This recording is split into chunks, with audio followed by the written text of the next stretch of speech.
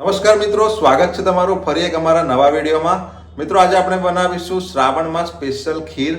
મિત્રો આજે આપણે બનાવવાના છીએ સાબુદાણાની ખીર, જે તમે ઉપવાસમાં પણ ખાઈ શકો છો અને એકદમ ક્રીમી અને ઘટ બનાવવાના છીએ। તમને ખાવામાં ખૂબ જ ટેસ્ટી લાગશે અને પહેલી વારમાં જોતા જ તમને બનાવતા પણ આવડી જશે। તો વિડીયોને તમે શરૂઆતથી અંત સુધી પૂરો જો। આપણે ફટાફટ બનાવવાની શરૂઆત કરીએ। મિત્રો સાબુદાણાની ખીર બનાવવા માટેની સામગ્રી જોઈ લઈશું। અહીંયા મેં 3 થેલી ગોલ્ડ દૂધની થેલી લીધેલી છે। ફૂલ ફેટ દૂધ છે, 1.5 લીટર છે। હા, લીટરમાં જોવા જઈએ તો 1.5 લીટર છે। કેસર લીધું છે આપણે, થોડું જાયફળ લીધું છે। જાયફળ તમે સ્કીપ કરવા માંગતા હોય તો કરી શકો છો। થોડા ચારોળીના દાણા લીધા છે। આપણે એક વાડકી ખાંડ લીધેલી છે।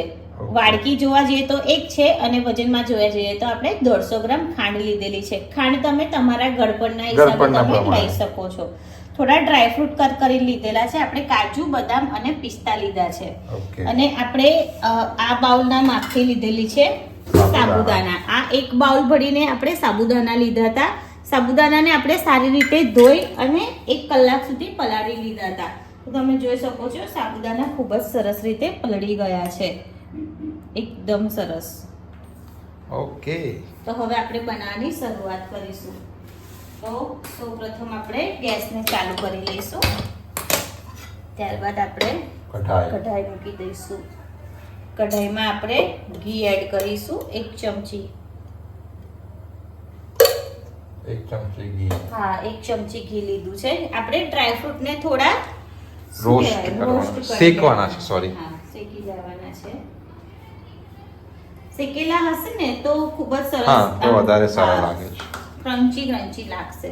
હવે આપણે એડ કરી લઈશું પિસ્તા। આપણે પછીથી એડ કરવાના હતા પણ હું જોડે જ કટ કરીને મેં અંદર એડ કરી લીધેલા છે, એટલે આપણે પિસ્તાને પણ જોડે જ લઈ લીધા છે। ઓકે, તમે અલગ કટ કરેલા હોય તો થોડા કાજુ બદામ થોડા થઈ જાય ને, શેકાઈ જાય ને, એ પછી પિસ્તાને શેકી લેજો। સામગ્રી તો બહુ નથી આમાં। હા, સામગ્રી તો બહુ નથી આમાં, પણ ખીર બહુ મસ્ત બને છે, બહુ જ મસ્ત। મારા ઘરે બધાને બહુ જ ભાવે છે। આપણે આ જ રીતે હલાવીને એને શેકી લેવાના છે। થોડો કલર ચેન્જ થાય ને ત્યાં સુધી આપણે એને શેકી લેવાના। મિત્રો, અહીંયા આપણા કાજુ બદામ શેકાઈ ગયા છે, તમે જોઈ શકો છો, થોડો ગોલ્ડન કલર આવી ગયો છે। હવે આપણે બધા કાજુ બદામને બાઉલમાં કાઢી લઈશું। કાજુ બદામ અને પિસ્તા છે, એનાથી નહીં આવશે, નીચે પડી જશે। બીજું લઈ લઈએ, બીજા કશાથી કાઢો।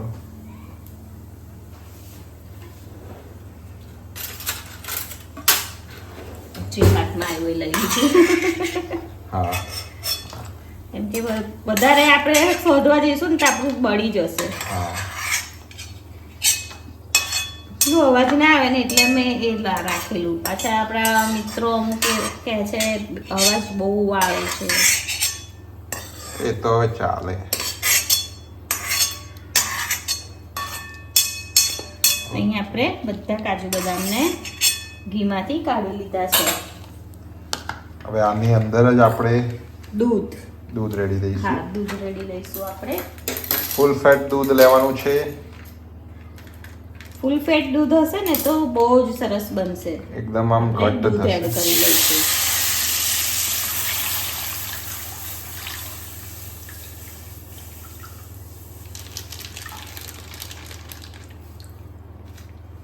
એક, બે,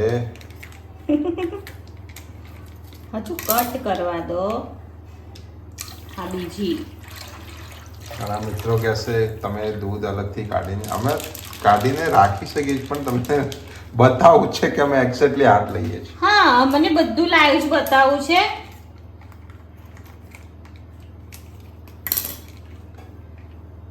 અને કમ્પ્લીટ 1.5 લીટર 1.5 લીટર છે, અને એમાંથી કેટલી ખીર બને એ પણ બતાવીશું।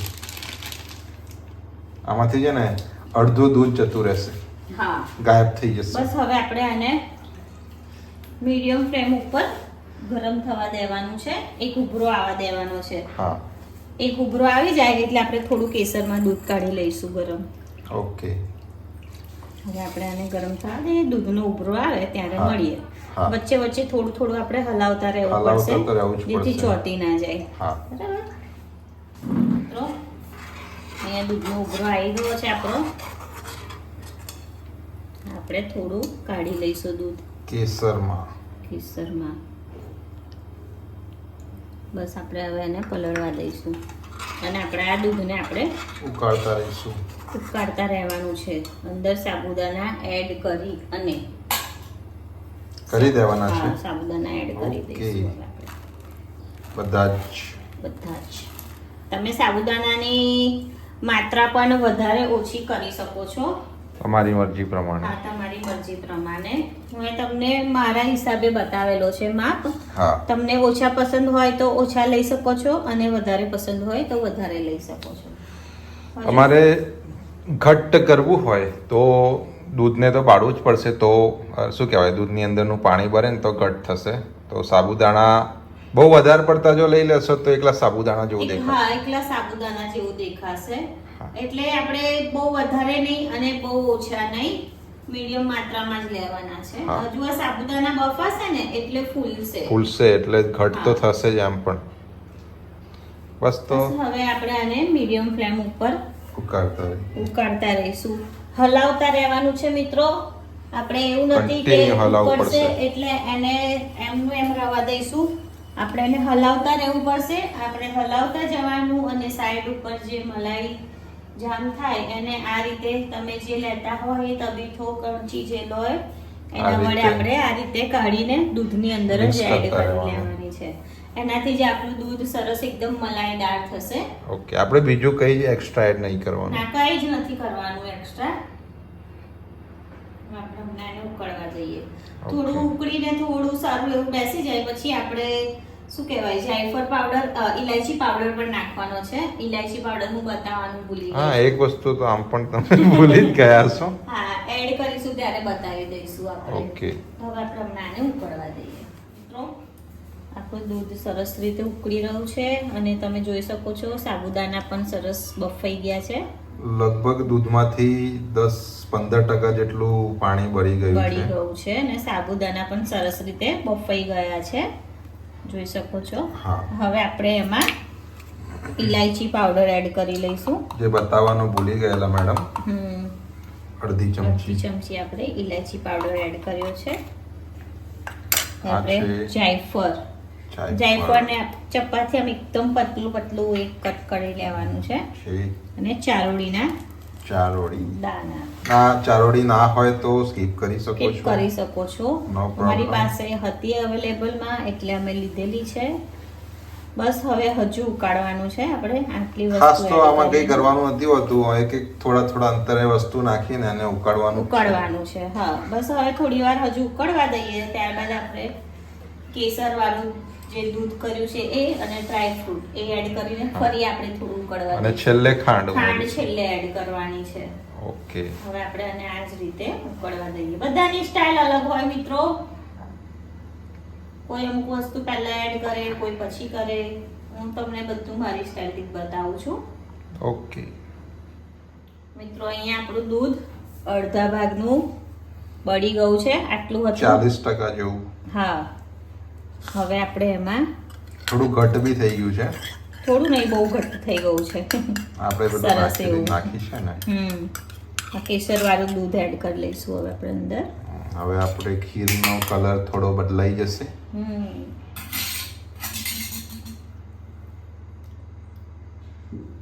ડ્રાય ફ્રૂટ પણ હવે એડ કરી નાખી દઈશું. ઓકે, રોસ્ટ કરેલા બહુ મસ્ત લાગે. બહુ જ મસ્ત લાગે.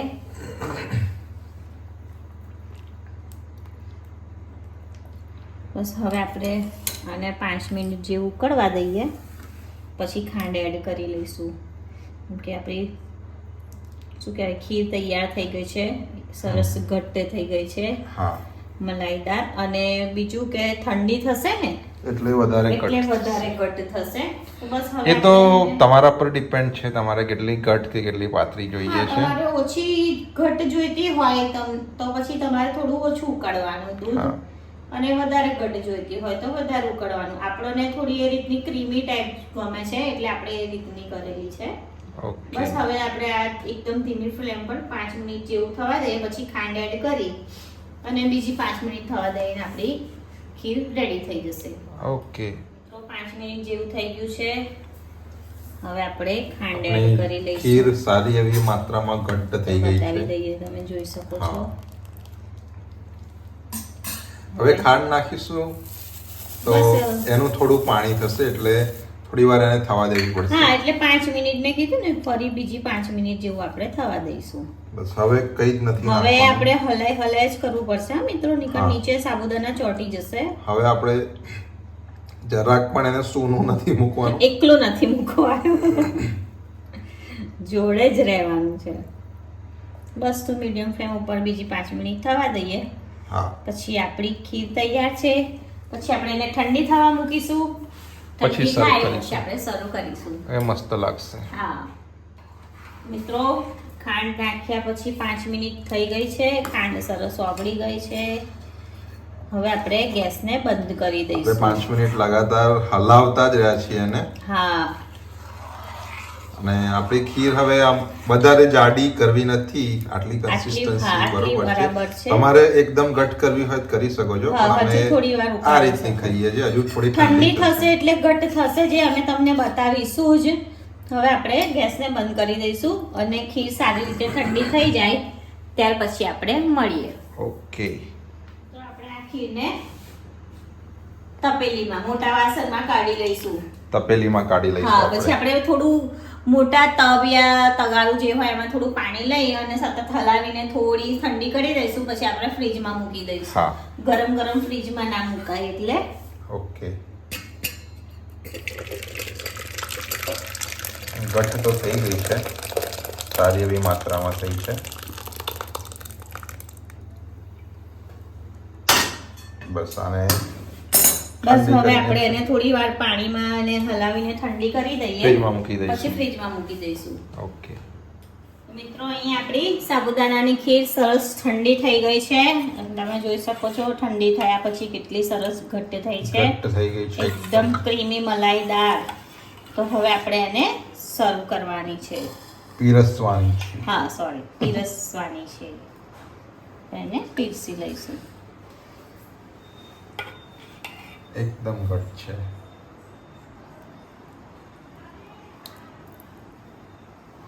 ખાવામાં પણ બહુ મસ્ત ટેસ્ટી થઈ છે. બહુ જ મસ્ત છે ખાવામાં. મલાઈદાર. મલાઈદાર એકદમ. તમે જોઈ શકો મિત્રો, આપણે સાબુદાના નાખ્યા ત્યારે એવું લાગતું હતું કે બહુ થોડા છે, પણ અત્યારે તમે જોઈ શકો છો ફૂલીને સારા એવા થઈ ગયા છે. હા, એટલે આ જ આપણા માપ બરાબર છે. તો હવે આપણે થોડી કાજુ બદામની કતરી ઉપરથી નાખી દઈશું શણગારવા માટે. શણગારવા, સુશોભિત કરવા. ઓકે, તૈયાર છે આપણી, શું કહેવાય, મલાઈદાર ઘટ્ટ મલાઈદાર અને ટેસ્ટી સાબુદાનાની ખીર. ફરારી સાબુદાણાની હા, ખીર. ફરાળી ઉપવાસમાં ખાવા. સાબુદાનાની ફરાળી ખીર. હા. ઉપવાસમાં ખાઈ શકાય એના તેવી. ઉપવાસમાં ખાઈ શકો છો, યા કોઈ પ્રસંગમાં પણ તમને આ રીતનું ફાવ ગમતું હોય તમને મિષ્ટાન, તો એમાં પણ તમે બનાવી શકો છો. મિત્રો, આજનો આ સાબુદાનાની ખીરનો વિડીયો તમને કેવો લાગ્યો તે અમને કોમેન્ટમાં જરૂરથી જણાવજો. જો વિડીયો સારો લાગ્યો હોય તો લાઈક કરજો અને અમારી ચેનલને સબસ્ક્રાઇબ કરજો.